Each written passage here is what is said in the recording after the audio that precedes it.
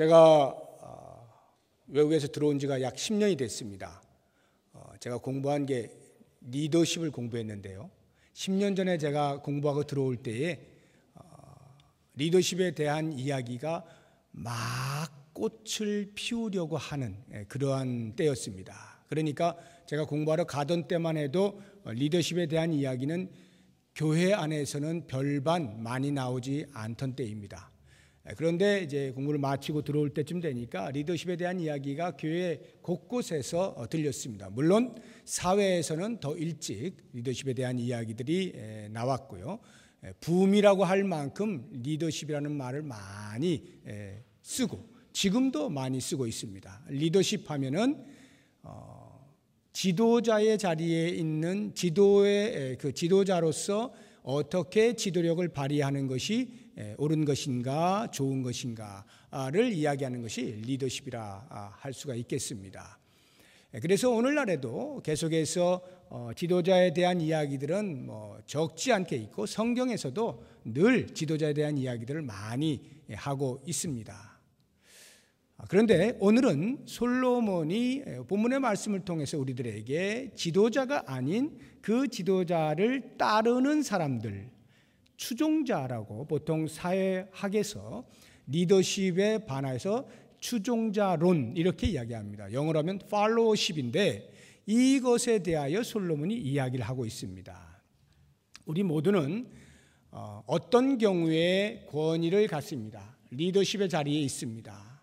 그러다가도 또 어떤 경우에는 그 리더십에 순종하며 사는 추종자로서 살아가게 됩니다. 어느 누구를 막론하고 이 권위를 가진 자리와 권위 아래 놓인 자리가 언제나 가치 있게 마련입니다. 예를 들어서 학교의 선생님은 학생들에게 리더십을 발휘합니다.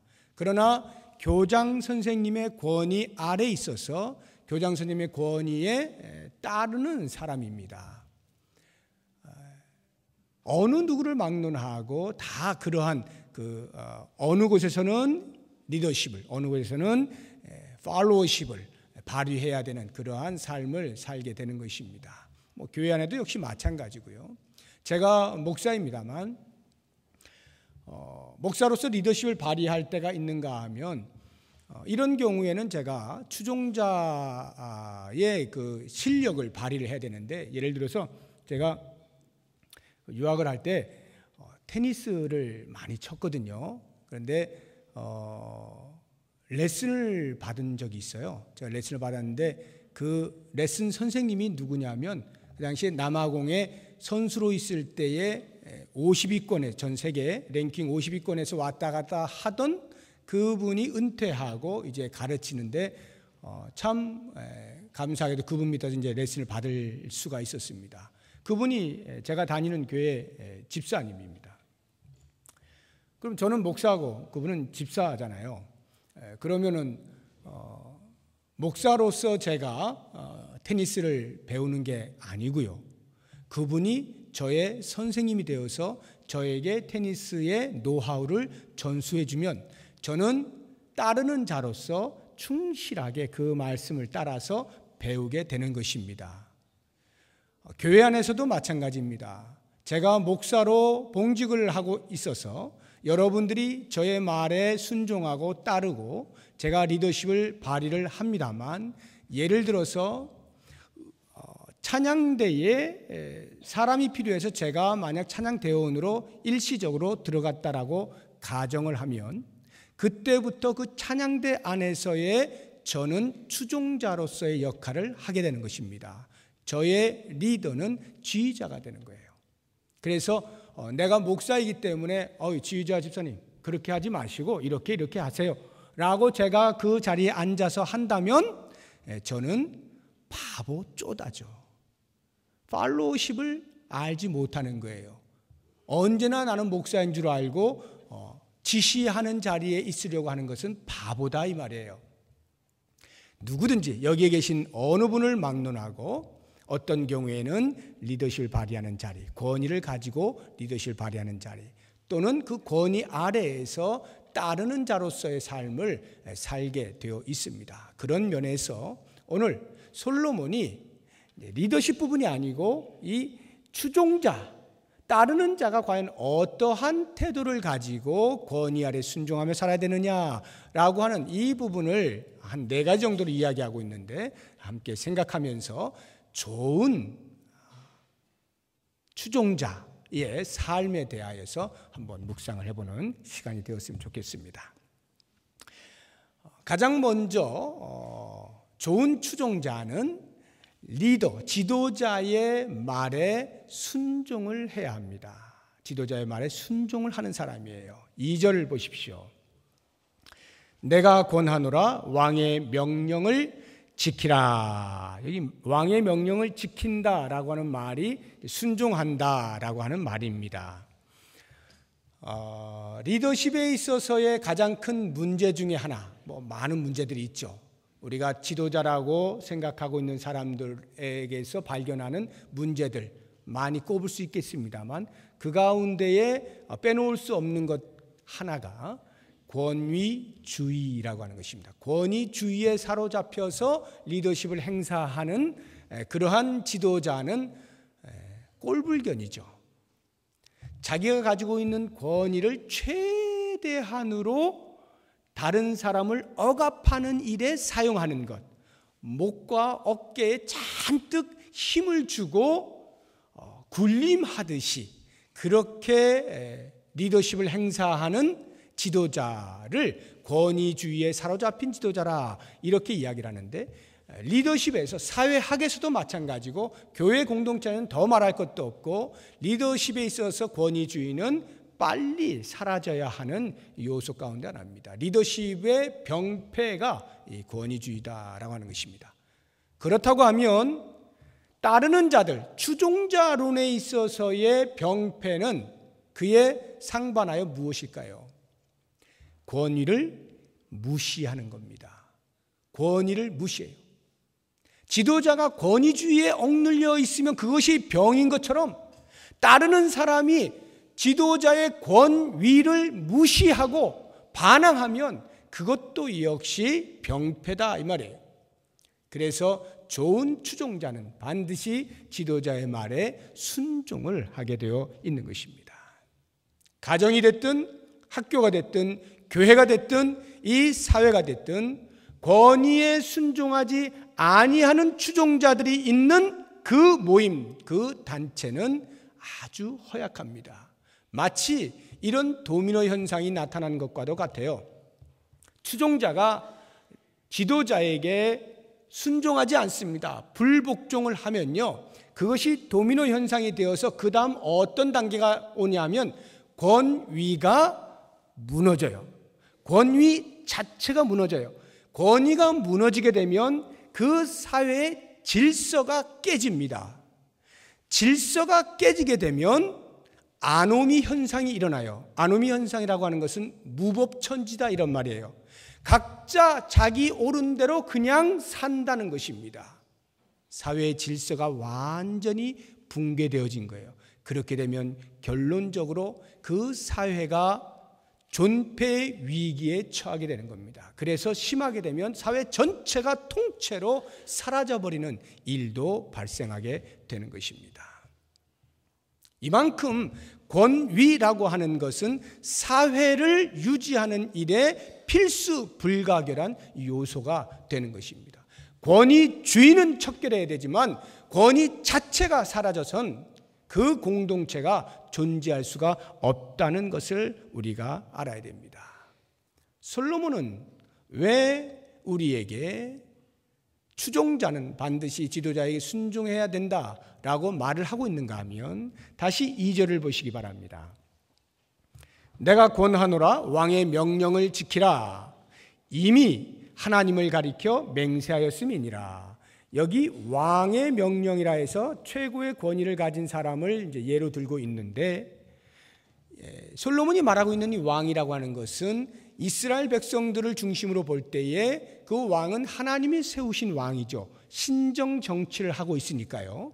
하나님이 세우신 왕이고, 백성들이 왕으로 추대할 때 하나님 앞에 하는 것이 있습니다. 모든 백성들은요, 왕의 대관식에서 앞으로 왕이 우리들을 통치할 때 그 통치에 전적으로 순종하겠습니다 라고 하는 맹세를 하나님 앞에 하게 되어 있어요. 바로 그 말입니다. 왕의 명령을 지켜라. 왜냐하면 너희들은 이미 왕으로 추대할 때 하나님을 가리켜서 그 왕에게 충성하겠습니다, 왕에게 순종하겠습니다 라고 맹세하였기 때문이다 라고 말하고 있는 것입니다. 하나님 앞에서 맹세한 것이 있기 때문에 그것을 신실하게 지키기 위하여 우리의 지도자에게 순종을 해야 한다 하는 것입니다. 로마서 13장 1절이나 디도서 3장 1절에도 보면 세상의 권력을 가진 사람들조차도 하나님께서 세우신 자들이다 라고 말씀하시므로 그 앞에 굴복하라, 순종하라, 이렇게 사도 바울이 권면하고 있지 않습니까? 하물며 교회의 직분에 대하여서 교회의 지도자로 세워진 사람들은 결코 자의로 세워진 것이 아닙니다. 하나님께서 그 교회 공동체에 필요한 사람들을 필요한 자리에 세우신 거예요. 그래서 우리가 그 교회 지도자들을 볼 때에, 저 교회 지도자라고 하면은 기본적으로는 안수를 받은 사람들을 가리킵니다. 목사, 장로, 집사님들 가운데 안수 받는 분들 계시죠? 시무집사. 권사님들은 안수를 받지는 않습니다만 그에 준하는 교회 여성 지도자로 우리가 같이 보고 있습니다. 그럼 권사, 이런 직분을 가진 사람들이 기본적으로 교회의 지도자들입니다. 이런 분들이 임직을 받을 때 여러분 기억이 나십니까? 어떻게 임직을 받나요? 예쁘게 옷 입고 차려가지고 와서 앞에서 목사님들이 인도를 하죠. 그러면 임직 받을 사람들 이렇게 세웁니다. 그리고는 묻죠. 하나님의 말씀을 따라 살 것입니까? 하나님의 말씀을 따라서 성도들을 잘 돌볼 것입니까? 등등등등 쫙 하면 네, 아멘, 이렇게 해서 맹세를 받습니다. 그리고 나면 그 임직자들을 앉히고 그 다음에 교우들을 일어나게 합니다.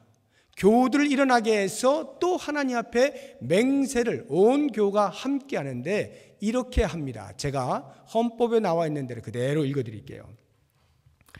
지교회 교우들이여 공공공시를 본교회 장로 또는 집사 또는 권사로 받고 성경과 교회 정치에 가르친 바를 좇아서 주 안에서 존경하며 위로하고 복종하기로 맹세합니까?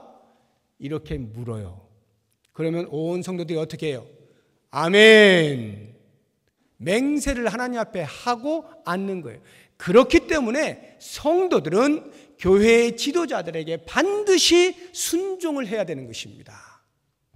만약에요, 그 자리에서 누군가가 손을 들어요. 성도님 중에 누군가 손을 들어서 저는 저기 있는 저분은 우리 교회 지도자로서 마땅하지 않다고 생각합니다. 만약에 그런 일이 없지만 만약 가정에서 그런다고 할 것 같으면 그분은 임직을 못 받습니다. 조사를 해야 돼요. 잘 살펴야 돼요. 그래서 이것이 모함인지 사실인지 어떤 이유로 그런 말을 하는지 다 살펴서 아무 문제가 없을 때 그때 임직을 안수를 하는 것이고요. 만약에 문제가 사실로 드러나면 안수를 할 수가 없어요. 그만큼 성도들이 교회 지도자를 인정할 때에는 본인 스스로가 그 지도력에 순종하겠노라고 맹세를 하고 세우는 것입니다. 그렇기 때문에 지도력에는 언제나 순종이 따른다라고 하는 것입니다. 실제로 성경이 우리들에게 그 부분을 강력하게 이야기해 주고 있는 부분이 있어요. 한번 찾아보시죠. 히브리서 13장입니다.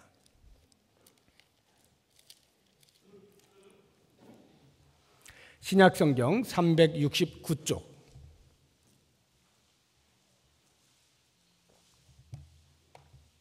히브리서 13장 17절입니다. 히브리서 13장 17절. 찾으셨으면 다 같이 한 목소리 읽어보겠습니다. 너희를 인도하는 자들에게 순종하고 복종하라.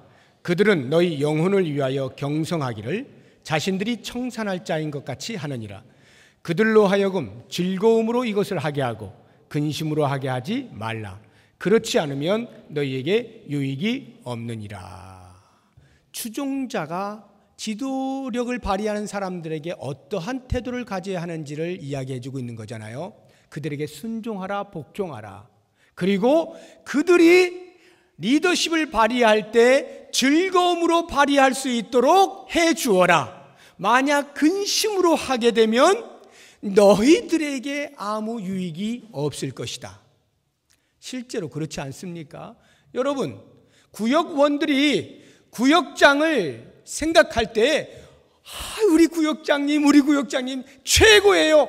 이렇게 해서 참으로 기쁜 마음으로 구역원들을 돌볼 수 있도록 해주는 구역은 아주 건강하게 세워집니다. 그런데 구역원들이 마땅치가 않아. 왜 우리 구역장은 이래? 이래버리면요, 그 구역은 형편없이 돼버립니다. 구역장이 할 수 없이 억지로, 사람들이 나를 좋아하지도 않는데, 나를 구역장으로 인정해 주지도 않는데, 교회에서 맡겨줘갖고 할 수 없이 하는, 끙끙거리며 근심 중에 하게 되니, 그러한 마음 상태로 구역원들 돌볼 때 어떻게 제대로 돌봐지겠어요? 결국 누가 손해입니까? 구역원이 손해죠. 교회의 지도자들, 여러분들이 장로님들의 마음을 아프게 하면 장로님들이 여러분들 돌볼 때 힘든 거예요. 어렵습니다. 피곤하고요. 이걸 꼭 해야 돼? 이런 생각이 들게 되면 유익하지가 않아요.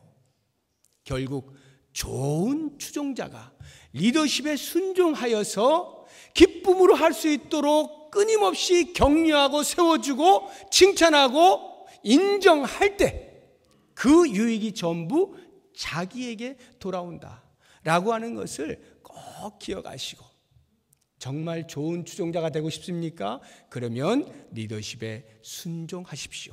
좋은 공동체를 만들고 싶습니까? 내가 추종자의 자리에 있다고 할 때 추종자가, 따르는 자가 얼마나 중요한 역할을 하는 것인지를 꼭 깨달으시고 그 리더십에 순종할 수 있기를 바랍니다.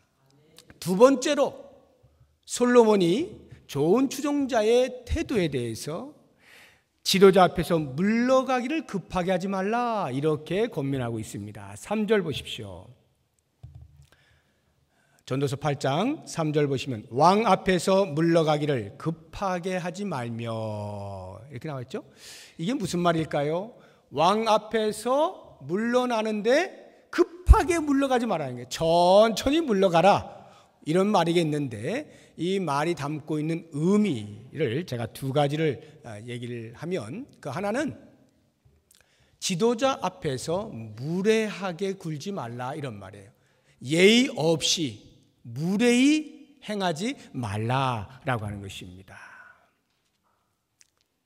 부모가 자녀를 훈계하는데 그 자녀가 들은 척 만청 딴짓하고 있으면 무례히 행하는 것입니다.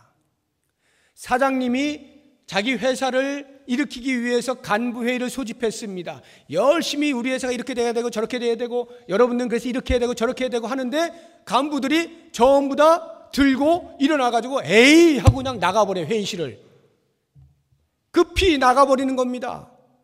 그러면 무례하게 구는 것입니다. 무례하게 구는 대표적인 곳이 있죠. 국회를 가보면 열심히 나라의 정사를 살피고 국무회의를 하다 말고 내 마음에 안 맞고 우리 당의 정책에 안 맞으면 어떻게 합니까? 통째로 그냥 빠져나가 버리잖아요. 급하게 빠져나가 버리잖아요. 무례한 것입니다. 솔로몬이 말하는 거예요. 추종자는 그렇게 하면 안 된다. 무례히 행하지 말아라. 비록 정책이 맞지 않아서 내가 불만이 있다 할지라도, 비록 나에 대하여 처우를 제대로 해주지 않아서 불만이 있다 할지라도, 비록 내 의견이 묵살되어지고 의견이 존중되지 아니하여 불만이 있다 할지라도 무례히 굴지 말라는 거예요. 예의를 갖추라는 것이고 시간을 두라는 것이고 신중하게 생각을 하라는 것입니다. 천천히 내가 지금 가지고 있는 그 감정대로 바로 그 자리를 빠져나가는 그런 행위를 하지 말아라 하는 것입니다. 보통 우리가 이제 지금 대선철이기 때문에 이제 유세들을 한참 하고 있지 않습니까? 요즘 제가 뭐 뉴스를 들을 시간이 많이 없어가지고 이제 잘 모르겠는데, 뭐 지금까지 우리나라에 있어 왔던 일이죠. 유세를 하다 보면 그 유권자들이 자기가 지지하지 않는 이제 상대 후보자가 연설을 한다거나 아니면 그런 어떤 모임에서 갑자기 지난번에도 그런 일이 있었죠. 모 후보가 이렇게 앉아서 이렇게 어떤 그걸 하고 있는데 가가지고 갑자기 누가 뺨을 때리는 적 있잖아요. 철썩 때리고 그냥 가버리고. 무례한 거예요. 자기하고 안 맞다고 해서 상대방의 후보라고 해서 그건 무례한 겁니다. 우리 얼마 전에 노회를 했고 또 얼마 전에 총회도 했잖아요. 여러분들은 뭐 노회나 총회를 참여해 보신 적이 없기 때문에 뭐 어떤지를 잘 모르실 텐데, 거기도 뭐 국회하고 다를 바가 없어요. 조그마한 모임이다 이렇게 생각하시면 되는데, 뭐 거기도 뭐 수백 명이 모이니까 뭐 작은 건 아닙니다.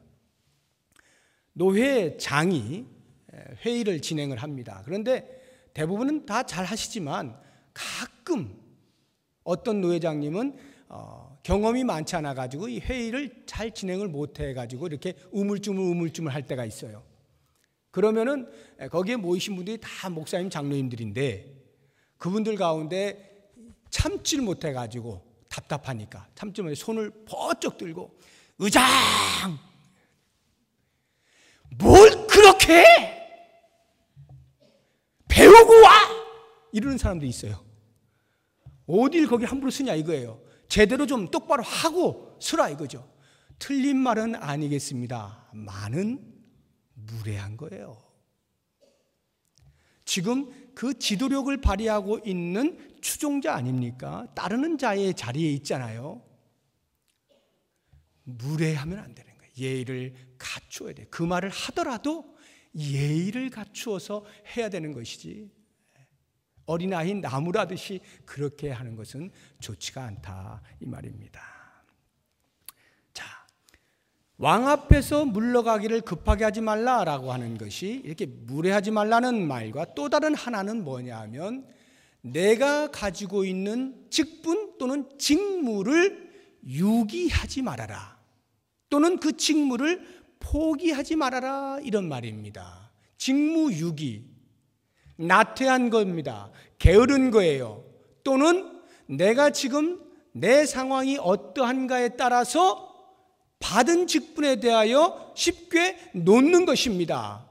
나 이제 그만할래. 나 지금 감정이 상했어. 사람들이 나한테 막 뭐라 그래. 나 못 듣겠어. 나 그만둘 거야. 직무를 유기하거나 포기하는 것을 쉽게 하는 것, 이것이 왕 앞에서 물러가기를 급히 하는 것이다, 이런 의미인 것입니다. 요나가 그러지 않았습니까? 하나님께서 니느웨로 가서 복음을 전하라라고 하는데 그 하나님의 명령이 자기하고 안 맞는 거예요. 정책이 안 맞아요. 내가 생각할 땐 니느웨 백성들 다 죽어야 돼. 하나님의 심판을 받아 다 죽어야 돼. 우리들은 못 살게 군 사람들이니까. 감정이 틀어졌습니다. 그러니까 왕 앞에서 급하게 도망을 가는 거예요. 다시스로 가는 배를 타고 가는 겁니다. 모세가 80세가 되어서 하나님께서 애굽에 가서 내 백성을 구원하라고 하는데 이 핑계 저 핑계를 대면서 계속 못 간다고 그래요. 왕 앞에서 급하게 물러나는 모습입니다. 직무를 유기하거나 직무를 포기하고 있는 모습이에요. 추종자는 리더십에서 어떤 직분이 맡겨졌을 때 그 부분에 대하여 최선을 다하고 성실하게 일하는 겁니다. 물론 어떤 한 직분을 받았을 때 그럼 그것을 평생 동안 해야 되는 것이냐? 그런 이야기가 아니라 쉽게 감정에 따라 어떤 환경 때문에 그렇게 급히 물러나지 말라 이런 말이에요. 신중하게 생각하라는 거예요. 깊이 묵상하고 앞뒤를 잘 살피고 지금의 상황이 어떠한지를 잘 살피고 그 지도자와 계속적인 대화를 통해서 과연 이것이 올바른 결정인지 등등을 살피고 또 살펴서 결정을 해야 된다, 이런 말입니다. 이것이 왕 앞에서 급히 물러가지 말라라고 하는 말씀의 의미인 거예요. 이런 추종자들이 있을 때 그 리더십을 발휘하는 지도자가 얼마나 뿌듯하겠어요. 매사가 일하는 것이 그렇게 급박스럽게 어떤 변경이 일어나지 아니하고 준비되어지고 예상되어지고 하는 이런 속에서 하면 안정스럽게 리더십을 발휘할 수 있지 않겠습니까? 좋은 추종자란 바로 이런 모습이다 하는 것입니다. 세 번째로, 어떤 사람이 좋은 추종자냐? 악한 일을 일삼지 않는 것입니다. 3절 보십시오. 왕 앞에서 물러가길 급하게 하지 말며, 그 다음 악한 것을 일삼지 말라. 악한 것을 일삼지 말라. 자, 이 악한 것이 과연 무엇을 의미하는 것일까? 악한 것을 일삼지 말라. 세 가지가 있어요. 하나는 왕이 악을 행해요. 왕이, 지도자가 악한 일을 하고 있어요. 그런데 추종자가 그 악한 일에 동참하는 거예요. 그거 하지 말라는 말이에요. 악한 것을 일삼지 말라. 왕이 만약 악을 행하면 그 악에 동조하지 말아라, 이 말이에요. 다니엘의 세 친구 사드락, 메삭, 아벳느고가 바벨론에 잡혀가서 왕궁에서 일을 하고 있을 때 그 왕, 자기의 권위를 가지고 있는 느부갓네살 왕의 권위 아래에 있는 이 세 친구가 느부갓네살 왕이 명령을 합니다. 내가 금신상을 만들어 놨으니까 여기에 절해라. 권위 아래에 있는 자가 순종해야죠. 그러면 절을 해야 할 터인데 이들은 절을 하지 않습니다. 왜 절을 하지 않았을까요? 이 세 친구는 왕이 비록 우리의 권위, 우리에게 명령할 수 있는 권위를 가진 자이지만 그 왕보다 더 큰 권위를 가지신 하나님이 보실 때 왕의 행위가 악하기 때문에 그 악함에 동조하지 않는 겁니다. 다시 말하면 더 큰 왕의 권위에 순종을 하는 거예요. 이것이 매우 중요합니다. 우리가 회사 생활을 하면 어려운 일을 겪을 때가 있습니다. 신앙인으로서 어떻게 해야 될지 고민스러울 때가 있어요. 연초가 되거나 아니면 회사가 어려울 때 가끔씩 사장님이 그런 거 좋아하시면 돼지머리 꼭 사다 놓고 고사를 지내요. 고사를 지내면 회사원으로서 사장이 고사를 지내라고 하는데 회사 잘 되게 해달라고 비를 하는데 뭐가 잘못됐어요? 그런데 절하는 것이 더 큰 권위를 가지신 하나님 앞에서는 아니잖아요. 죄잖아요. 비록 이 사장님이 그것이 기독교인에게 죄인지 아닌지 알든 모르든 적어도 신앙인으로서 더 크신 하나님의 권위에 불순종할 수 없이 사장님께 불복종하는 것, 이것이 악한 것을 일삼지 말라 하는 말씀의 의미예요. 또는 의도적으로 권위를 가진 자가 밑에 추종자들에게 악을 행하도록 강요하는 경우도 없지 않습니다. 그럴 때도 역시 마찬가지로 거기에 동조하지 말아라 라고 하는 것이고요. 두 번째, 악한 것을 일삼지 말라는 말씀의 의미는 지도자의 권위가 있죠. 그 권위의 비호 아래 추종자가 악을 행하는 거예요. 지도자의 권위 아래서, 그 감싸주고 보호해주는 그 비호 아래에서 내가 악을 일삼는 거예요. 그러지 말아라는 거죠. 대표적인 예가, 보통 우리나라는 여지없이 거의 매번 그러는데, 대통령을 임기를 하실 때 그 친인척들이 이렇게 저렇게 비리에 연루되지 않습니까? 그러면 대통령이 봉직을 하고 있는 동안에는 그나마 감싸줄 거 감싸주고 덜 파헤치고 조금 이렇게 그나마 좀 보호가 되는 것이 있을 수가 있어요. 그런데 그거 끝나보세요. 여지없이 그 친인척들 전부 다 파헤쳐가지고 검찰 소환되고 다 드러나지 않습니까? 권위의 비호 아래 악을 행하지 말라, 이 말이에요. 이것은 어떤 사이즈, 어떤 형태의 그룹이 되었든 마찬가지입니다. 그 리더십의 비호 아래에서 내가 할 수 있는 것들 다 하고 남들을 해코지하고 이런 악을 행하지 말라 하는 것이고요. 마지막 세 번째에 어떤 의미가 있느냐 하면 왕에 대하여서 반역을 하지 말아라. 왕에게 반항하거나 대적하지 말아라 하는 거예요. 왕에게 대적하는 그것을 악한 것으로 보는 거예요. 왜 이런 것이 가능한가 하면 왕 앞에서 급히 물러나지 말라는 말씀에 이어나오지 않습니까? 왕 앞에서 급히 물러나요. 왜? 안 맞아요. 왕이 말하고 있는 것하고 안 맞아요. 왕의 정책하고 싫어요. 그래서 나는 당신에게 동조할 수 없어. 그래서 뛰쳐나간 거 아닙니까? 뛰쳐나가서 뭘 하느냐? 그런 사람들끼리 모여가지고 이 왕을 어떻게 처치할까? 이 왕을 어떻게 내모를까? 이것을 음모를 꾸며가지고 그런 거사를 행한단 말이죠. 바로 그러한 것을 가리켜서 악한 것이라 말을 하고 그것을 일삼지 말라라고 이야기하는 거예요. 4절 한번 보세요. 4절 보시면 왕의 말은 권능이 있나니 누가 그에게 이르기를 왕께서 무엇을 하시나이까 할 수 있으랴. 이 말의 의미는 왕이 최고의 권력을 지니고 있다. 절대 권력을 지니고 있기 때문에 아무도 그 앞에서 말 못한다. 왕 마음대로 할 수 있기 때문에 조심해라. 이 뜻입니다. 많은 가운데 그걸 보시면 누가 그에게 이르기를 왕께서 무엇을 하시나이까 할 수 없는데 그런 말을 하는 사람이 있다 이 말이에요. 이렇게 악을 일삼는 사람들은 왕께 대하여 당신 지금 뭐 하고 있어? 지금 뭐 하는 거야? 당신 뭐 하는지 알기나 알고 하는 것이요? 라고 말하는 거예요.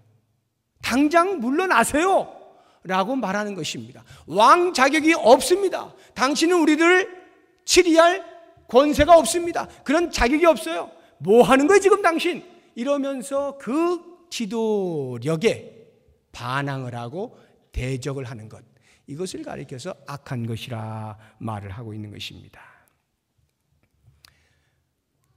실제로 우리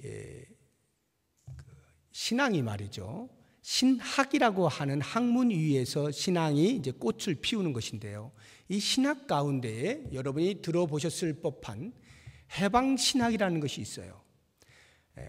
라틴 아메리카, 남미에서 일어난 겁니다. 사회에 소외된 자들, 가난한 자들, 이런 사람들을 대변해 주는 신학이에요. 이들이 주체다, 무시되어져서는 안 된다, 소외돼서는 안 된다 라고 하는 것을 신학적으로 지원해 주는 것이 해방신학입니다. 굉장히 좋은 것이죠. 예수님께서도 소외된 자들을 살폈잖아요. 아주 좋은 것입니다. 그런데 이것이 정치권에 뛰어드는 거예요. 그래서 그 리더십에 대하여서 물리적으로 대항을 하는 것입니다. 혁명을 불사하는 거예요.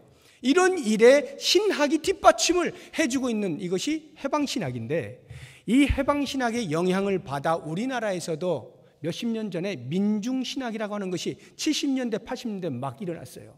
민중신학. 동일한 생각입니다. 민중이 주체다. 마치 요즘 노사 어떤 일이 생기면 노동자가 최고다라고 말을 하는 그런 주장과 비슷한 겁니다. 민중이 최고다. 아주 좋은 말이고 민중이 잘 살아야 되죠. 민중이 주체가 되어 살아야 되죠. 그런데 그것이 정치권에 뛰어들면서 기존 정치 세력에 대하여 반항을 하고 반역을 하는 행위를 신학적으로 보호해 주는 그것이 민중신학이에요.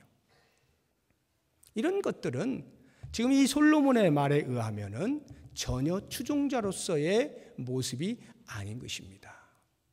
마태복음 21장에 보면 예수님께서 포도원 주인의 비유를 듭니다. 포도원 주인이 산 울타리를 치고 모든 것을 다 준비해 놓은 다음에 농부들을 불러다가 내가 너희들한테 이걸 맡기고 잠시 떠나 있을 텐데 얼마 후에 내가 열매를 거둘 거야. 그러니 그동안 너희들은 여기서 일을 하면서 먹을 거 먹고 소출도 잘 했다가 내가 찾을 때 열매를 좀 내놔라. 이렇게 하고 떠나는데 때가 되어서 종들을 보냅니다. 그런데 이 농부들이 생각하는 거예요. 이게 웬 종들이야 하고는 그 종들을 잡아다가 때리고 죽이고 돌로 치는 것입니다. 주인이 듣고 깜짝 놀랐어요. 그래서 또 종들을 보냅니다. 그런데 똑같이 하는 거예요. 결국에 이 주인이 자기 아들을 보냅니다. 설마 아들을 그렇게 하겠나 하고 아들을 보내는데 이 농부들이 어디까지 악해지느냐 하면 이제 이 아들만 죽이면 아들이 받을 유산을 우리가 가로챌 수도 있겠다 해서 그 아들을 죽여요. 예수님께서 십자가에 못 박혀 죽으시는 그것을 비유로 말씀하신 것인데, 그러면 포도원 주인이 돌아와서 이 농부들을 어떻게 하겠느냐라고 묻거든요. 어떻게 하겠어요? 농부들을 진멸한다고 했어요. 농부들을 진멸하는 것입니다. 주인의 리더십에 대하여 추종자들이 반역을 하는 것입니다. 대항을 하는 것입니다. 그러면 그 결과는 진멸당하는 거예요. 5절 말씀 보십시오. 4절 말씀.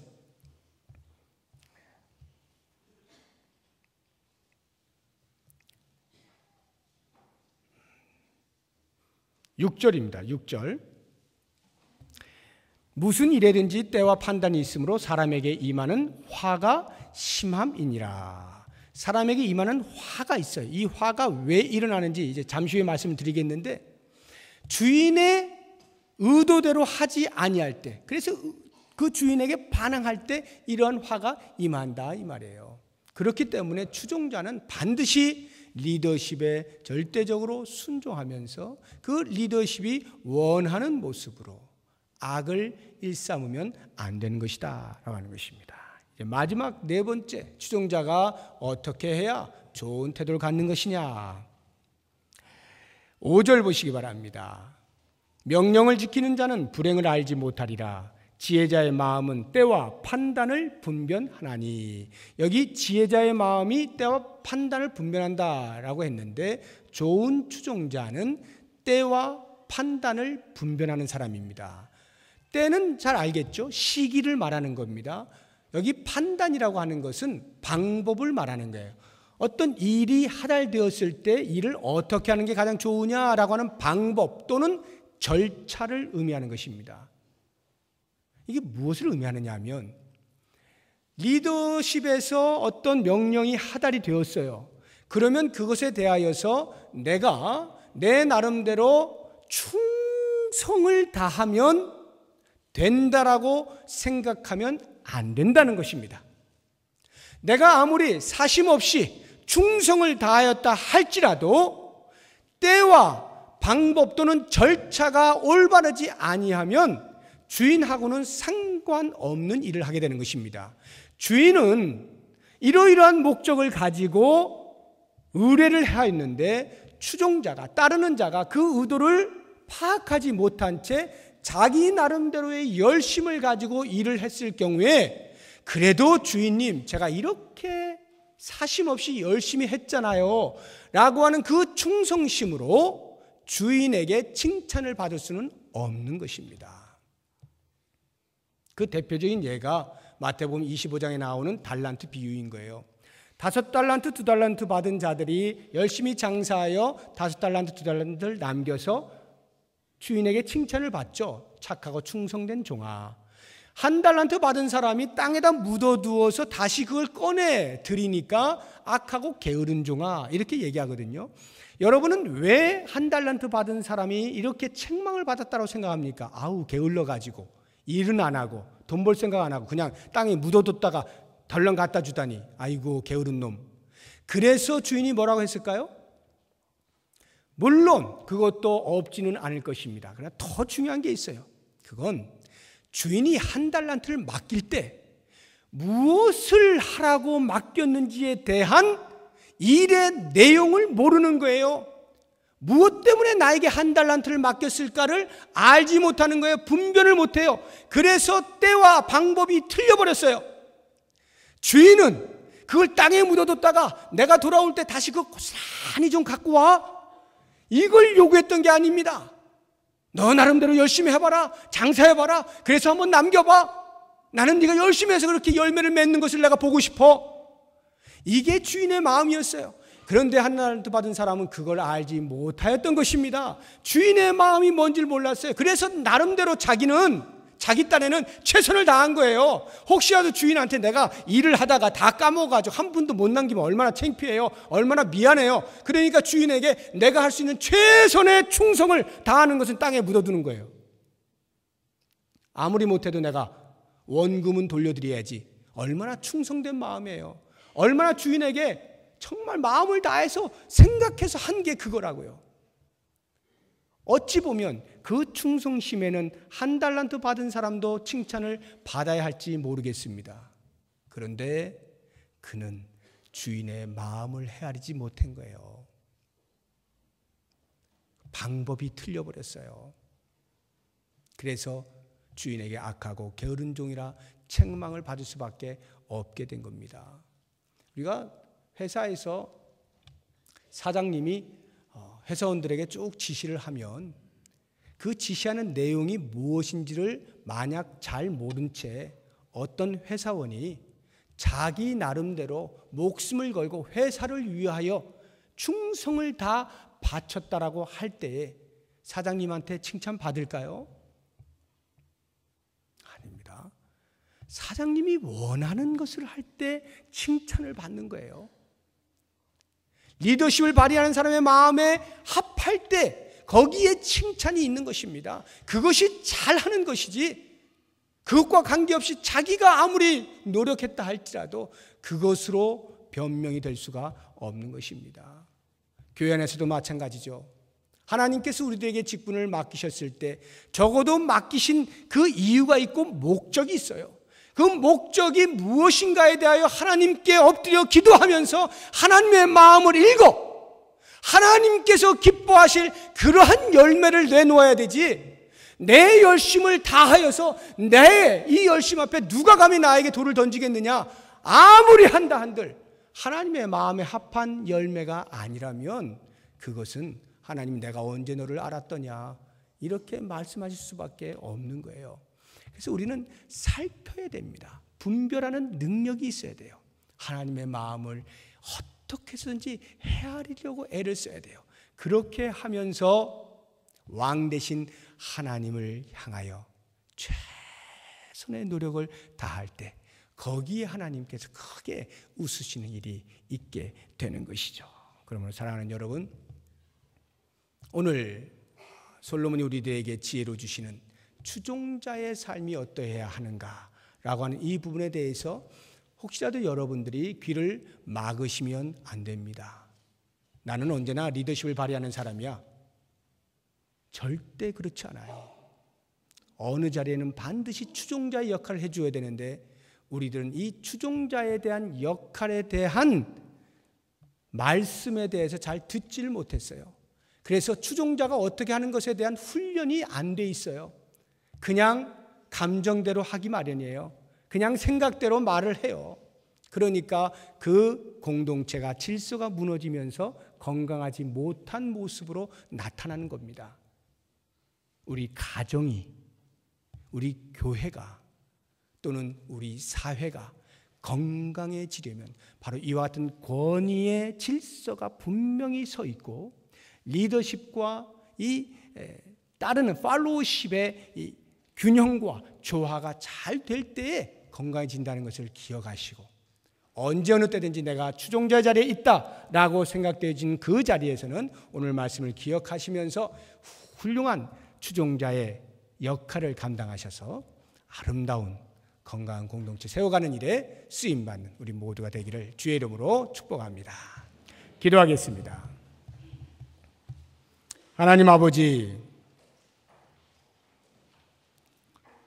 때로 우리가 지도자의 지도력에 불만을 품고 반항하고 싶고 저항하고 싶고 거부하고 싶을 때도 많이 있지만 그것이 하나님께서 세우신 권위에 대항하는 것임을 알게 하셔서 하나님께 맹세한 대로 우리의 권위에 온전한 순종이 있게 하시고 인정이 있게 하시고 보다 좋은 추종자로서 아름다운 공동체를 만들어갈 수 있도록 우리의 마음을 다스려 주옵소서.